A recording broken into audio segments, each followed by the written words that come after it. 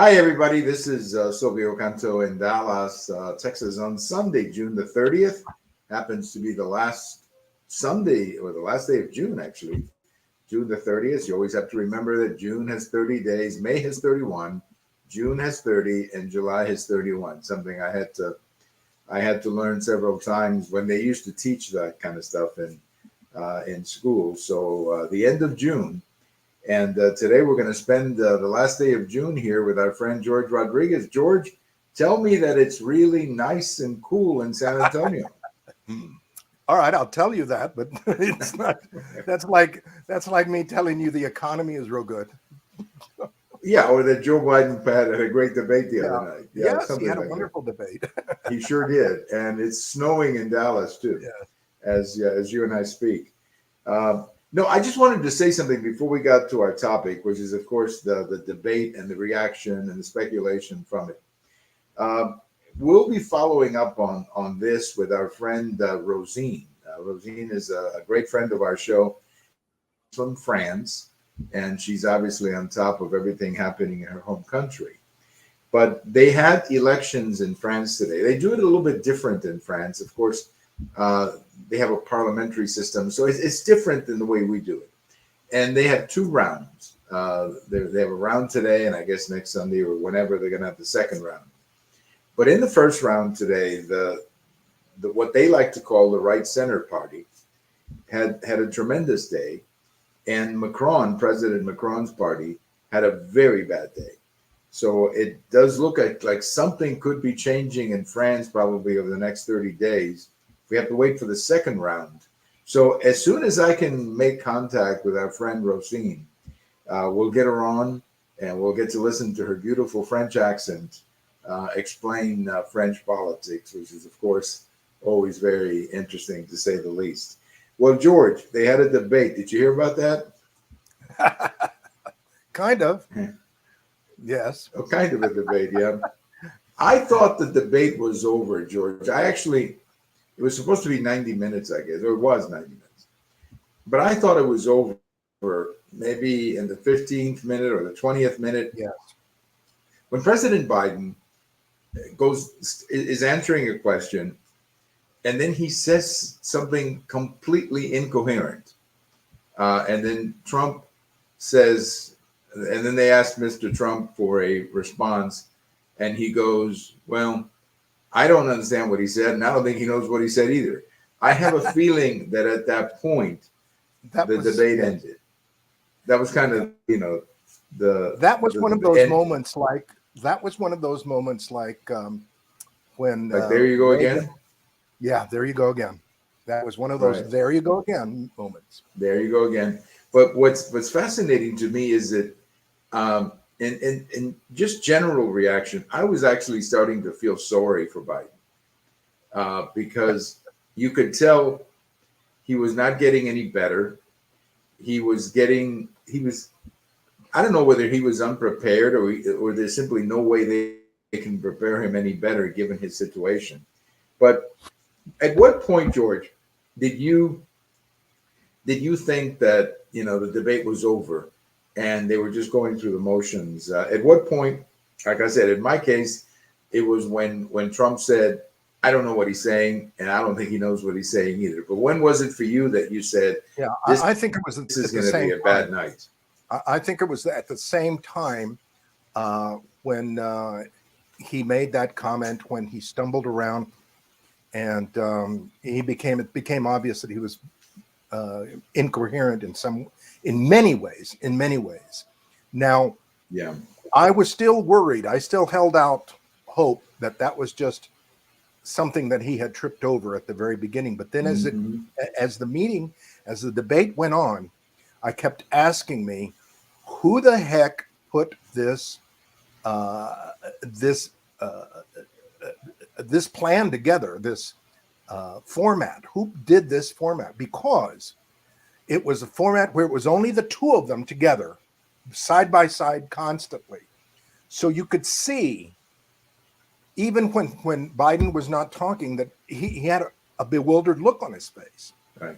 You mean the two faces? He almost had a feeling. When Trump went on, either it wasn't like he was trying to be dramatic, or have some kind of look of disgust. It was like he was just lost. Right. The other thing that I kept expecting, and there was one question that did appear that way to me, but there was this constant. I kept expecting a point where the questions were going to get easier for him and more difficult and complicated for Trump. Now, the one question that I thought was very stacked was when they asked Trump about climate change, that the president that Biden had done this and this and this to address climate change, had done all these things, and they couched him as they were positive. All of these regulations, all of these things that he has done to address climate change, and then they asked him, "Are you going to keep them, or do you have another plan?" Well, Right. in my opinion, it's those regulations that have really hurt the economy, and that. Right. And I thought that was a very stacked, but very smartly, Trump pivoted and said, "Well, before I answer that, let me answer something Right. what he said," and he went back and he avoided the question, but. I think it was over. It was really over in the first 15 minutes, like you said. I think so. I think it was over. But I will say this, that climate change question, I think Trump and Republicans are going to have to answer that question a little differently, because they're going to get that question all the time. Yeah, right. And what they're going to have to say is, look, this is not about denying or accepting or believing or not believing in climate change. This is about coming up with a transition to a different kind of energy, renewable energy, or whatever you want to call it, and that makes sense for the economy. Exactly. Right. You can't, because you can't just say, okay, well, we're going to put a green plan together and not realize that that's going to drive up the cost of electricity and send manufacturing jobs to China. Exactly. It's exactly. You're right. They're going to have to figure out how to answer that. Now, I thought, for example, on the abortion question, which is the other one the Republicans are getting better at, I thought Trump had a good answer. He said, look, he said, hey, we're not the radicals here. They're the radicals. And he pushed it on President Obama. And then I got to give CNN credit now, because this is the first time that I've seen a reporter ask a Democrat this question. I got to give him credit. And I think it was Dana Bash who said to President Biden, is there a point or a limitation or so many weeks or whatever? I can't exactly remember how she phrased it, but what she was asking him was, is there a point where you don't believe that an abortion should happen? So many weeks or whatever. And it really tripped up President Biden, and he looked completely flustered. Right. But then he said something, George, I don't know if you caught this, but he said something that is going to drive his party crazy. Because he said, I'm opposed to partial or late-term abortion. Well, yes. If he is, yes. He's in the wrong party. Because he's in the they wrong want party. Absolute abortion. Yes. I mean, so if he says no late-term abortion, then basically he's agreeing with Trump that there's a point where you don't have abortion anymore. And so I don't know whether he realized that he said that. Well, but the reality is that if that's what he believes. I guarantee that they probably told him that. I guarantee that when it was all over, somebody had to have told him that's not the answer you're supposed to give. That's right. That's not the answer that you were supposed to say. But he has now opened himself up, because that's not their platform. That's not their platform. Now, their platform, to be honest, their platform doesn't say we believe in late-term abortion. That's not what it says. What it says is that abortion is between a woman and her doctor. So, and when they get around to saying no limits on abortion by putting it that way. But in reality, if you're saying there are no limits to abortion, then that by de facto means that you believe in abortion whenever you want it. Yeah. So I thought in that particular answer, I thought Trump was pretty good. Now, you mentioned why it happened at the end of June. A lot of people are asking that question. Why did this happen at the end of June? And of course, there's a conspiracy theory that they wanted to get him out. They were just testing him to see if he could do it. There's also another theory, George, that the reason they did it at the end of June is because they thought by the end of June that they could nail Trump on all these legal cases. Right. So whichever it was, I don't know. It didn't work out well for them, George. I mean, it was everything was a disaster for them. It was all one disaster after another. The format, even to the point of the way that Trump walked away at the end of the debate, walked off, right. And then the way that you showed, or they didn't, they tried not to show it, but it was leaked anyway, of Jill Biden helping him off the stage. It looked very, very bad. It looked definitely like an elderly gentleman who needed a lot of assistance to just walk off the stage. Right. But George, I don't have a problem with the wife helping. I hope someday, if that ever happens to me, I hope my wife helps me get down. It's off the stage. But the problem is this. The problem is this. I wrote an article a couple of months ago saying that Joe Biden reminded me of my grandmother, except that my grandmother didn't have the nuclear codes. Exactly. and I think a lot of people, that's what they saw. I mean, on one hand, you feel sorry for an 82-year-old man who's going through this. I do. I'm a humanitarian. He's got all the power in the world behind it. Exactly. So that's the worry. That's not to mention how quickly. Not to mention, Silvio, how quickly our enemies jumped on it. Well, listen. I mean, there's lots of people watching this, and they weren't all watching them from the United States. I guarantee you that.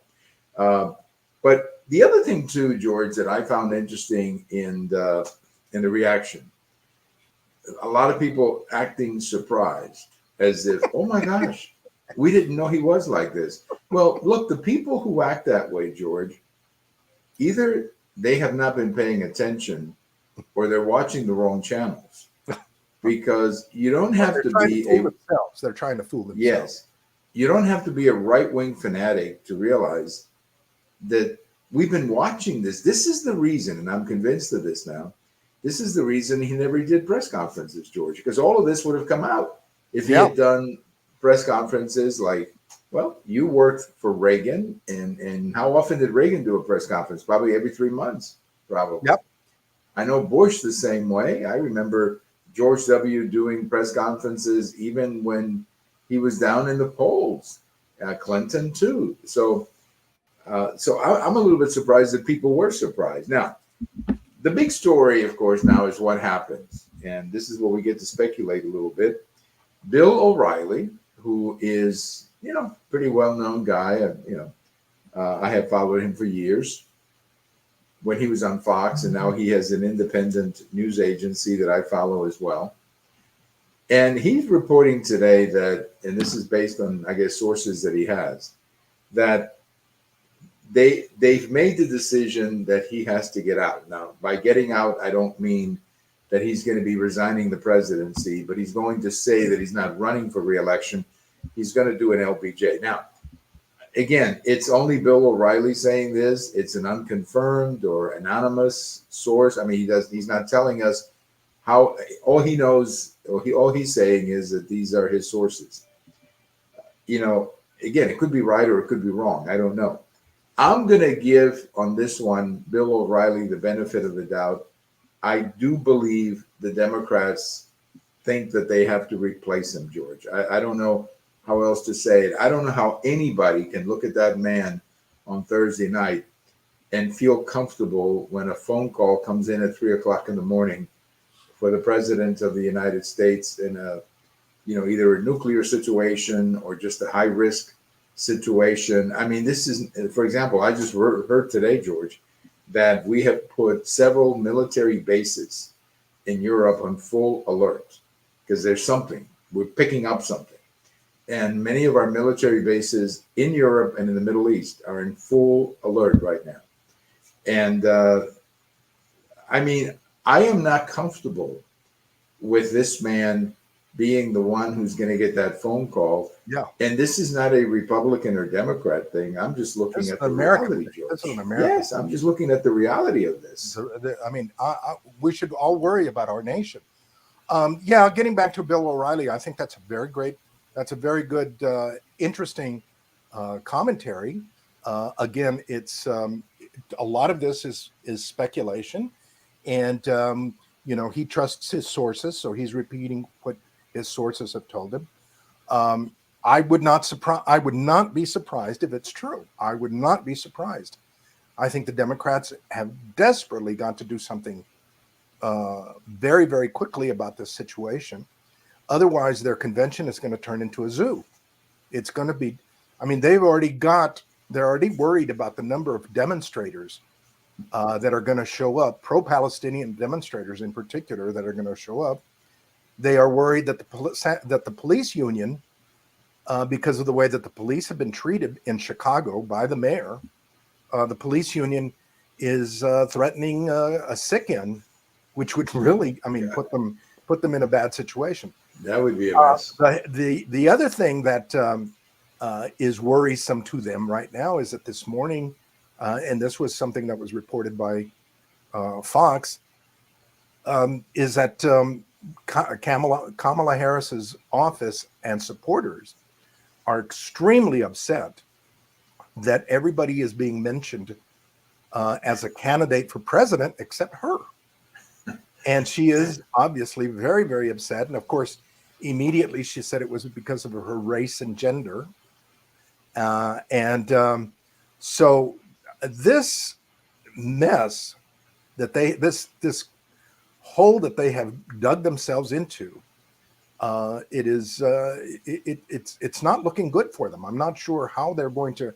I mean, and the only thing, like you said at the very beginning, the only thing they can yell about is call Trump a felon, call him a racist, et cetera, make fun of him. What else can they say? I mean, are they going to criticize him on the economy? Are they going to criticize him on handling foreign affairs? Are they going to criticize him on the border? Right. And no, I think you're right. I think you're right. Now, the issue with Kamala Harris, of course, is that normally she would be the vice president would be the next in line in a situation like this. Now, it's not a perfect analogy or a perfect example because back in 1968, LBJ did say at the end of March that he was not seeking re-election, and there were several primaries going on at that time. He said it in the middle of the primary season. Exactly. But in this case, there's no more primary. That's it. Now, in that case, Robert Kennedy won the California primary, and he was in a battle with Hubert Humphrey and Gene McCarthy. Eventually, Hubert Humphrey ended up winning the nomination. By the way, this is a little bit off the topic. I do not believe that Bobby Kennedy would have won the nomination that year. I think Hubert Humphrey would have won the nomination because he had the support of LBJ and the machine behind him. But anyway, that's a historical side note. But right now, I mean, what I've heard is that they would have to, in a sense, have a 2-month campaign. You would have to have a bunch of people declare, and then he would have to, he would have to turn over the delegates or free the delegates. But here's what I think would happen. Bernie Sanders and Elizabeth Warren and, the left wing of the party could very well say, well, this is not democratic. This is not democratic. I mean, it probably would have to be a wide open convention where delegates, again, everybody comes forward and, nominates, and then there would be an election on the floor, et cetera, et cetera. However, let's remember that Democrats, unlike Republicans, have what is called superdelegates, whose votes count way beyond a normal one-person vote. So, right, yeah, I think that their political boss system would kick into high gear, and that's, I don't know. I'm not sure where that would take them. No, I mean, I think that it could turn into a real mess in Chicago, and I'm talking about the people inside. I'm not talking about the people outside. That's another thing. Yeah, And inside. They're processing. yeah, because if they deny it to Kamala Harris, I think there's going to be, and I have to say, I think she's right. I mean, she is the vice president. She is. Yeah. So I mean, Logic naturally, she should be. Yeah, she should be the one. Logic says. Yes. So if they deny her the nomination, then they're going to have to skip over her and maybe give it to who? Now, who would be Michelle? I would have to say that in that aspect of it, they would have to go with Michelle Obama. That would silence this whole criticism of of racism and gender discrimination. Michelle Obama would be Michelle Obama like the unity candidate. Yeah, kind of. Yeah. But if that's the case, she's going to be difficult. She would be difficult to beat. Yes, but and there's no question that I think the media would be all with her, so she wouldn't have to answer a lot of questions. She would just say, "Well, you know, I'm Michelle Obama, and I want to bring the country together," and that's as far as her platform is. And so, yeah, that's a possibility, but there's also another possibility that I like to put on the table, George, and that is, if you're a Democrat, let's say a governor who has presidential aspirations, why would you want to run this year? Why not wait till 28 when you're basically running against, at the time, it would be an open seat because Trump wouldn't be running for re-election. You might be running against whoever the vice president is. But I would think that that's a better shot for a Democrat who wants to run for president than to come in 2024 and have to defend the Biden record. I mean, these Democrats cannot get away from his record. They can't. No, I mean, that's the thing. They cannot get away from his record. But again, Silvio, you got to understand they can't get away from his record, but his record is a direct result of their policies. Right, sure. So, I mean, whoever runs is going to have to embrace those policies. Whoever runs, what are they going to say? No, we're going to go ahead and close the border. We're going to go ahead and deport people, or we're going to go ahead and start drilling here to become more energy independent. We're going to let up on the regulations regarding electrical vehicles. It's these folks have painted themselves into a political jam, right? And I'm not sure what they can say. Well, again, the only thing they can say is, well, you know, we disagree with Joe Biden on that one, and you know, sort of they distance themselves from particularly the border and the foreign policy. I think the biggest thing going against Michelle Obama, if she is the candidate, the biggest thing going is that I believe very seriously that this is going to be I think foreign policy is going to be a major issue in this campaign, because I think the next president is going to be dealing with some real problems. Yeah, and the issue of the Middle East, the issue East. of how they're going to relate to Israel versus the Palestinians. Right. And Iran too. Don't forget Iran. And Iran. So all of a sudden, you have Michelle Obama, who on one hand unites people in the party, that is, but on the other hand, I don't know how she would, you know, what she would say in a debate about foreign policy. I mean, she's not exactly. I mean, this has not been an area of expertise for her. So what would she say to a debate about foreign policy? But she would be a strong candidate because she's probably the only one who can unite them, or at least for a time. Now, if it's not Michelle Obama, then it's all wide open. It could be the governor of California. I've heard rumors about the governor of Pennsylvania, the governor of Michigan, the governor of Illinois. There's a couple of red state Democrat governors, Kentucky and North Carolina, who could be potential candidates. But if Joe Biden stays, and the official word right now is that he is going to stay, I don't see how he makes it, George. How can anybody vote for that man after what we saw Thursday night? I mean, you have to be, I don't know how you do it. That's the concern. That's the concern of all of the Democrats at this point. I mean, Yes. they are convinced, and most of the liberal media, we might say, are convinced that he cannot win. That a second debate is going to be out of the question, and they are supposed to have a second debate. In I don't know how they're going September, to I handle hear. that. I don't know how they're going to handle that, but that it's going to be very difficult for the people down ballot to win. And I mean, we're talking Colin Allred, for example, Right. here in Texas, who's running against Ted Cruz. Yes, and I'm not sure how much Michelle Obama would help somebody like Colin Allred, for example. I'm not sure how much she would help in some of the red states. I don't think she brings that much to the table. She might help in other states, but I don't see it Well, that much. What she would do is definitely pull the black vote, definitely the Right. black vote, and all the liberals. I mean, she would unify. Right. Liberals that are thinking of staying home would not stay home and get out and vote. Well, it would be very much of a personality election if it was Michelle Obama against Donald Trump. It would all be about personality, and I don't think there'll be a lot of substance, but there's going to be a lot of personality. Well, George, I tell you, who knew that at the end of June we'd be talking about this, but we are, and we still have another 4 months. Is it 4 months of this campaign? Yeah, So well, there's probably going to be. The election is not till November, so it looks like anything can happen. It just seems crazy that that this election, the uniqueness of this election, that in a sense we've known the candidates all along.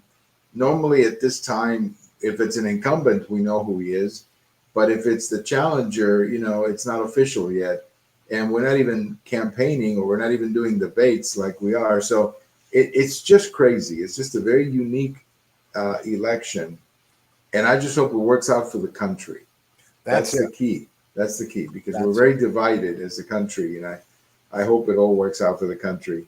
Well, George, have a great week, and we'll see. Maybe check again next week and see how everything is. There's a big Supreme Court opinion on Monday about immunity, so that's one that everybody needs to keep an eye on. That could be a huge opinion, but we will check on that on Monday. Thank you so much, as always, George, for your time.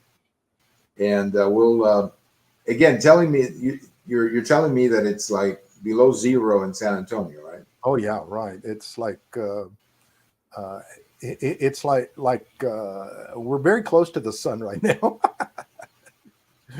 It really is only 98, Okay. but it's very, very humid. All right, George. It is really, really humid outside. Yeah, I don't know what it is here, but I'm sure it's probably in the 90s also. It was at least in the afternoon in the 90s, maybe not right now. Have a great day, George, and we'll talk to you again. And as always, thank you so much for your time. It's always great to say hello to you. You got it. Take care. Bye-bye. All right.